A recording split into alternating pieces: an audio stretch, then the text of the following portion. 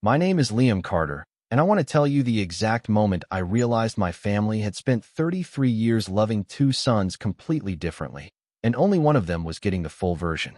It wasn't a dramatic fight. It wasn't a screaming match at the dinner table. It was a Tuesday night. I was sitting on my couch in sweatpants, half watching something on TV, scrolling through my phone on autopilot the way you do when your brain needs to decompress after a long day at work. My cousin Jake's story popped up. Jake's the kind of guy who tags me in stupid memes at midnight, so I tapped it expecting nothing. What I saw instead stopped me cold.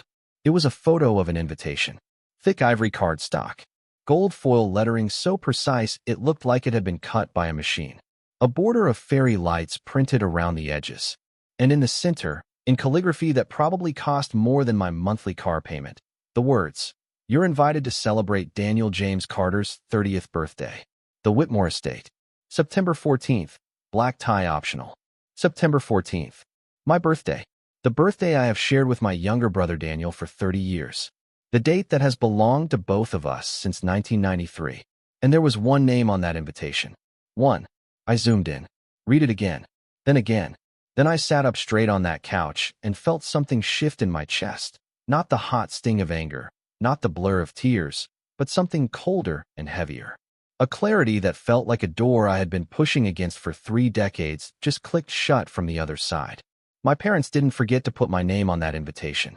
Forgetting is accidental. This was designed. Someone typed Daniel's name, approved the font, approved the wording, approved the gold border, and mailed it to 60 people. My mother proofread it. My father wrote the check. Neither of them thought to include me. Here's what I need you to understand before I take you back to that night. I am 33 years old. I am a licensed structural engineer at a mid-sized firm. I pay my own rent, drive a 9-year-old truck I bought myself, and have not asked my parents for a single dollar since the day I graduated college on a partial scholarship that I supplemented with 2 part-time jobs and a summer internship that paid barely above minimum wage. Nobody threw me a party for that. Nobody threw me a party for anything. Because in the Carter household, the party always belonged to Daniel. Daniel is 3 years younger than me. Same birthday, different world. He works, or worked, though I didn't know the full truth of that yet, in sales. He lives in an apartment our mother helped lease. He drives a car our father co-signed. When his credit card balance ballooned last spring, my mother covered it without hesitation. None of that bothered me. What bothered me was the Sunday phone calls. Every single week, my mother called, and every single week, 11 of the 12 minutes were about Daniel. Daniel got a new account. Daniel's seeing someone. She's a doctor. Daniel needs a little help with rent this month. The last minute was always my mother saying, "Well, I should let you go. Honey, love you." The last time she asked about my life, specifically, genuinely about mine, she was calling to ask if I could lend Daniel $300 because he was between paychecks. So when I saw that invitation, I wasn't surprised. I was just finally, irrevocably done being surprised. What I did next made my brother call me screaming at 2 in the morning. And by the time that call ended, everything in my family had changed. Not with an explosion, with the truth. I called my mother that same night. She picked up on the second ring, her voice bright and distracted, the voice of a woman in the middle of something she considered more important. I told her I had seen the invitation. The brightness drained out of her tone immediately. She said 5 words I will never unhear. We can only afford one party. One party. $15,000 for a venue, a cocktail bar, a 3-tier cake, a photo booth with gold props, and a neon sign that read Danny's Dirty 30. One party, and they could afford every inch of it.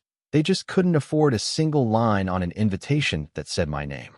I asked her if Daniel's 30th was more special than mine. She told me that a 30th was a milestone. I reminded her that I had spent my 30th birthday eating leftover pasta at their kitchen table while Daniel opened gifts in the living room. She made the noise she always makes when she feels cornered, a sharp, annoyed exhale, and told me I was being dramatic. I asked her to name one birthday party that had ever been mine. Just mine. She had nothing. She hung up. She never calls back. Neither did I. This time, I meant it. The next morning, Jake called before I'd finished my first cup of coffee. His voice was low and careful, the voice of someone delivering bad news they didn't cause. He told me he had been on the phone with my aunt the night before, and apparently my mother had already told the whole family a story. The story was that I wasn't coming to the party because I had a work deadline. that I preferred to keep to myself, that I had sent Daniel my love and wished I could be there. I had not spoken to Daniel in 2 weeks.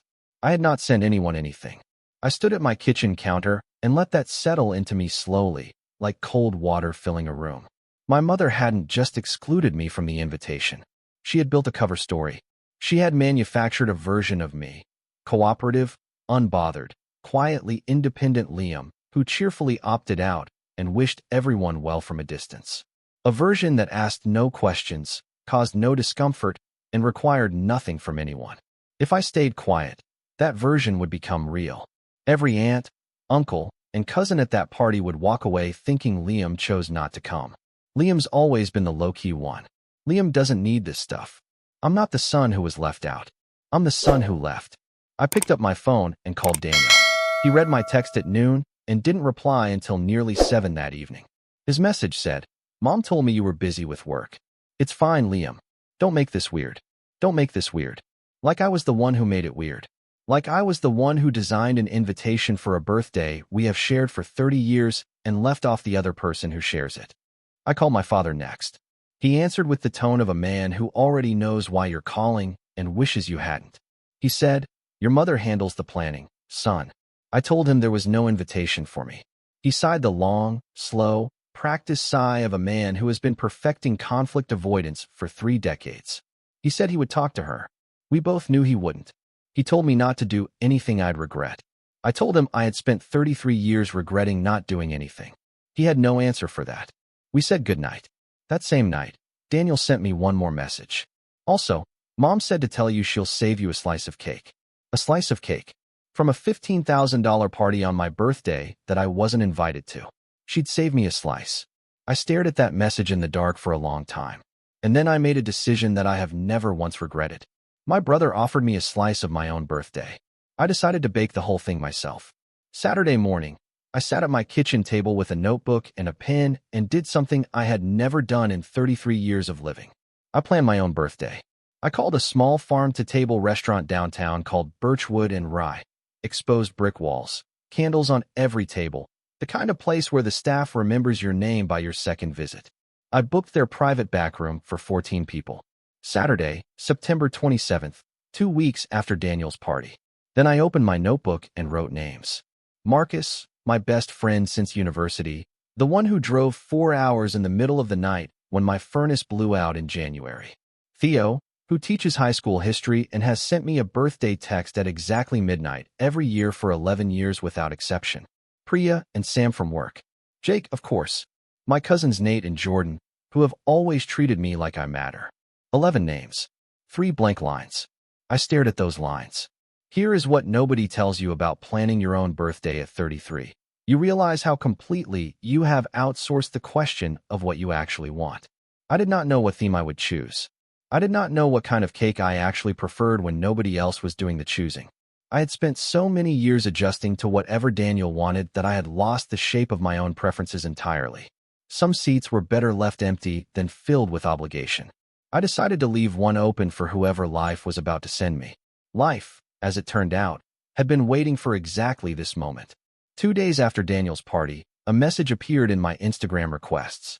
The profile picture was a man with a short, careful beard and the kind of tired half-smile that only comes from months of being told you're the problem.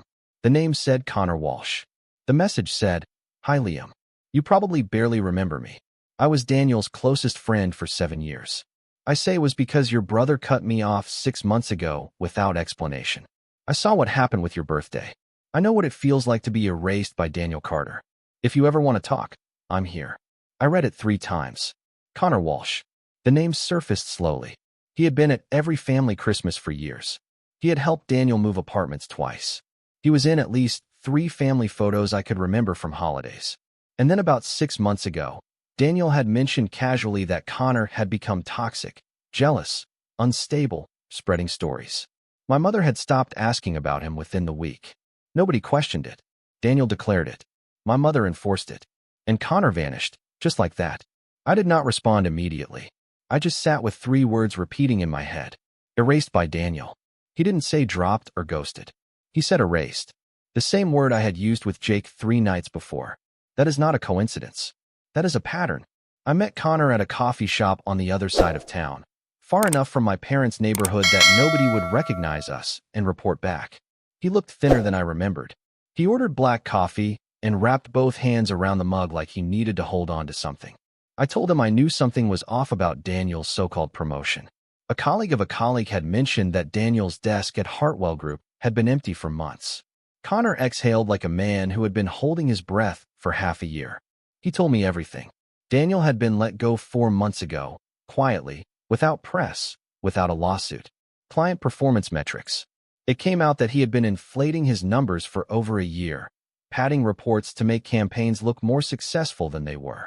When Connor found out through a mutual contact, he didn't go public. He called Daniel privately. He said he wanted to help, wanted to figure it out together. Daniel cut him off within 48 hours.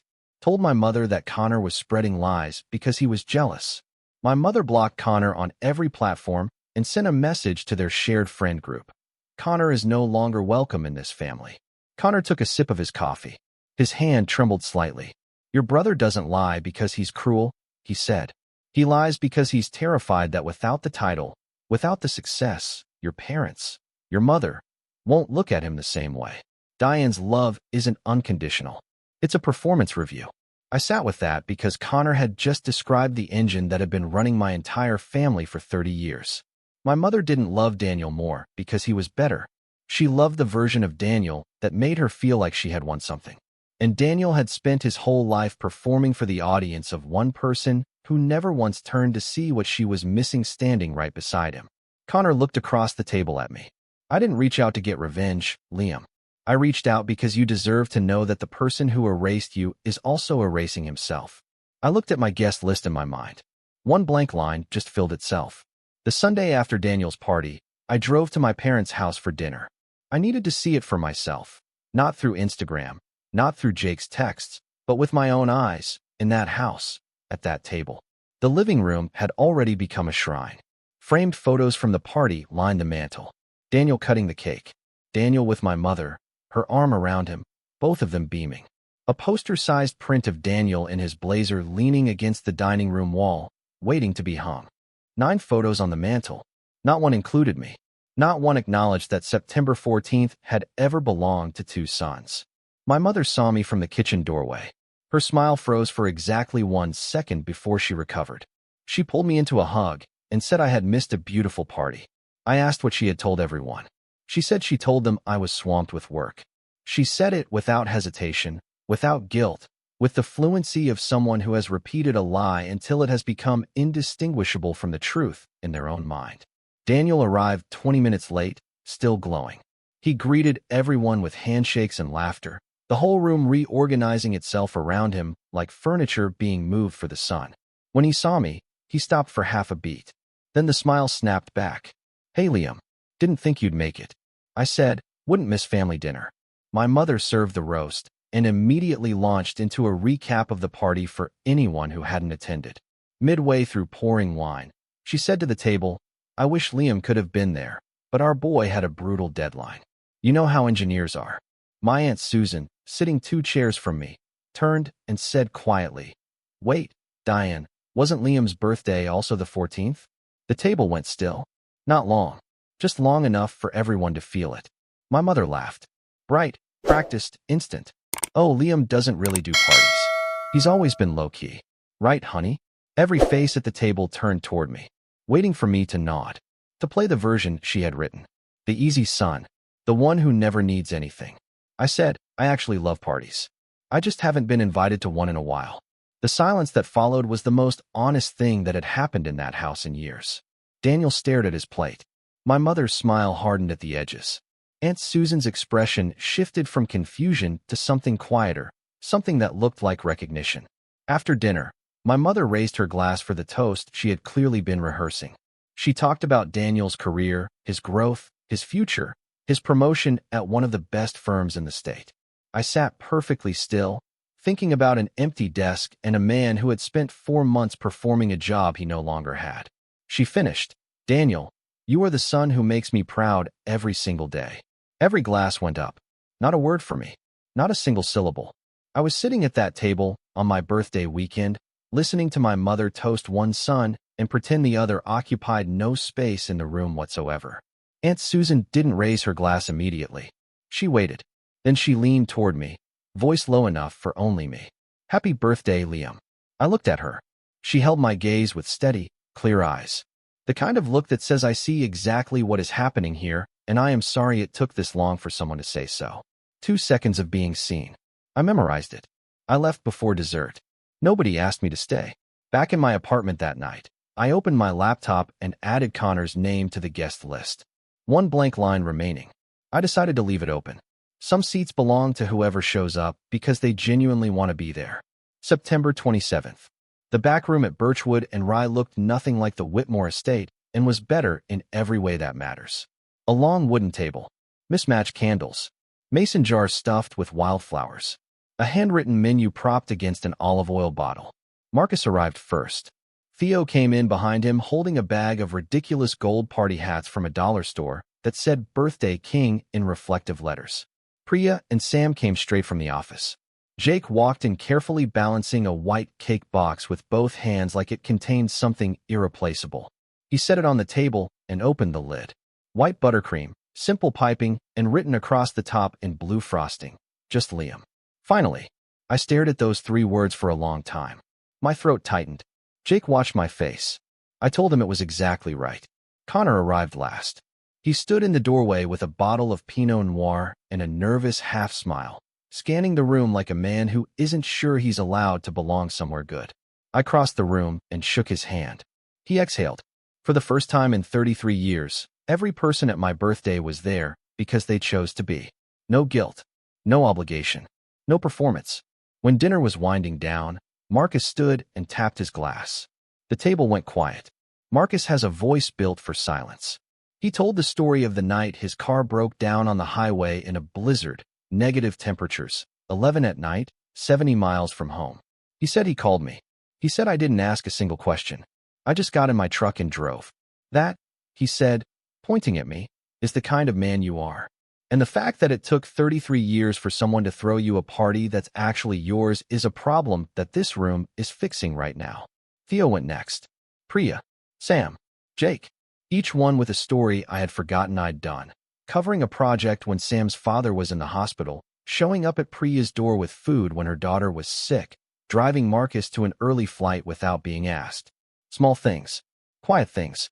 The kind that never make it into a parent's toast because they don't come with a title or a salary attached. Then Connor stood up. The room went completely still. He didn't look nervous. He looked like a man who had been waiting 6 months to say something true out loud. He held his glass with both hands and spoke slowly and clearly.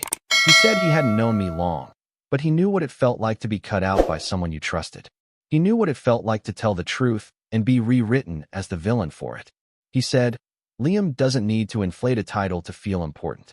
He doesn't need to fabricate a story to make himself interesting. He doesn't need to silence a friend to protect an image. He raised his glass. Here's to Liam Carter, a man who has never once pretended to be something he wasn't just to earn a seat at someone else's table. 14 glasses rose. The sound rippled down the table like something breaking clean. Connor never said Daniel's name. He never mentioned Hartwell Group. He never exposed a single fact. He just held up a mirror and described who Liam was. And in doing so, sketched the exact outline of who Daniel wasn't. A mirror, not a bomb. But mirrors are devastating when someone has spent years hiding from their own reflection. At 1:30 in the morning, my phone lit up with Daniel's name. Rapid-fire messages. No punctuation. Why is Connor at your party? What did he tell you? You don't know the full story, Liam. He's a liar, and you're letting him play you. Call me right now. Jake had told me that one of our cousins posted a clip of Connor's toast. Just the last 30 seconds. The part about not needing to fabricate success to deserve celebration. Daniel had watched it 4 times before midnight. At 2 o'clock exactly, he called. I picked up. How dare you, he said. No greeting, just volume. He said Carly was trying to destroy him. I told him Connor hadn't said his name. He said everyone knew who it was about. I asked him if he was still working at Hartwell Group. The line went completely silent. Not the silence of someone searching for words. The silence of someone realizing the question they were most terrified of had finally arrived at the door. He said, That's none of your business. I said, You're right. It's not. Just like my birthday wasn't any of yours. Nothing. just breathing. Then his voice broke, not with anger, but with something raw, something that sounded like fear. "Liam, please don't." I said, "Good night, Daniel." And I hung up. What happened over the next 6 weeks happened slowly and quietly, the way real things always do. The family grapevine, the same network my mother had used to distribute her cover story, began carrying the correction. Aunt Susan asked my mother directly why I had said I wasn't invited when she had told everyone I was busy with work. My mother called it a miscommunication. Susan didn't push, but she didn't let it go either. 3 branches of the family were quietly discussing the same question by Wednesday. Then Tyler asked Daniel about the promotion at a family gathering. Just casually. "How's the senior account director role?" Daniel said it was busy. He couldn't discuss client details, NDAs. Tyler's an engineer. He knows when someone answers a different question than the one they were asked. Bryn texted me that night. "People are connecting dots." I didn't feel triumphant. I felt the flat, heavy exhaustion of watching a structure you always knew was fragile finally start to lean under its own weight. I hadn't pushed a single domino. I had simply stopped holding them up. Daniel blocked me on every platform within 2 weeks. My mother called me on a Tuesday afternoon, her voice stripped of all its usual performance. She asked me what was going on with Daniel's job. I told her it was his story to tell, not mine. Then I told her what I knew. That she had spent $15,000 celebrating a promotion that didn't exist, while the son who had actually shown up every day, paid his own bills, and never once asked for anything sat uninvited on his own birthday. She didn't hang up. She just breathed. And in that breathing, for the first time, I heard something I had never heard from my mother before. Not guilt being managed. Not a story being recalibrated. Just a woman sitting alone in her kitchen realizing that the portrait she had been painting of her family for 30 years didn't match what was actually there. She said, "I'll call you later." And she hung up softly. My father started calling me every Thursday. Short calls. 10 minutes. He asked about my week. He mentioned a documentary. He didn't mediate for my mother anymore. He just talked to me like a father talking to his son, and I understood that for him. This was new. This was him learning, and I chose to let it be enough for now. 3 months later, my mother called on a random Wednesday afternoon. No occasion, no holiday. She said, "I owe you an apology, Liam." And then she said something I hadn't expected.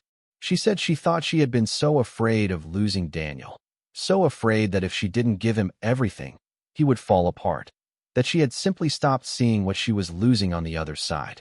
I told her she hadn't forgotten me. She had chosen. She took a sharp breath, but she didn't push back. She just sat in it.